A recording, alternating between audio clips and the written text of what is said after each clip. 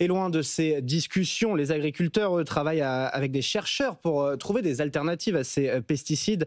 La production de betteraves, par exemple, a réussi à réduire sa consommation, mais avec quel résultat? Reportage Hugo Babet avec Olivier Mélan.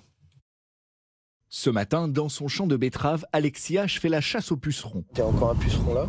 Cet agriculteur, président de l'Institut technique de la betterave, tente de sauver sa production et le temps presse. Il suffit de 0,5% de pucerons verts porteurs du virus pour contaminer l'ensemble de la parcelle.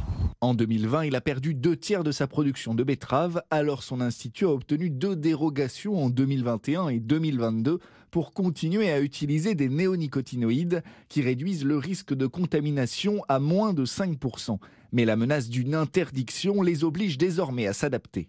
Lutter contre un virus, on peut y arriver assez facilement par de la génétique, mais lutter contre 4 virus en même temps, et en plus dans un délai très court, c'est compliqué. Entre un changement vital et une alternative nécessaire, plusieurs chercheurs du CNRS demandent à l'État d'intervenir pour accompagner les agriculteurs. Vincent Bretagnol est l'un d'entre eux. Dire du jour au lendemain qu'on va les arrêter, c'est effectivement pas possible. Ça s'accompagne.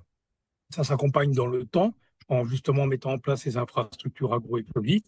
Ça s'accompagne peut-être aussi un petit peu financièrement, au moins au début, pour le temps que se mettent en place ces systèmes de culture, ces rotations de culture alternatives qui fonctionnent très bien. Et si la betterave peut imaginer se passer des néonicotinoïdes, sur les 152 utilisations de ces pesticides en France, la majorité ne bénéficie que d'alternatives à l'état de test.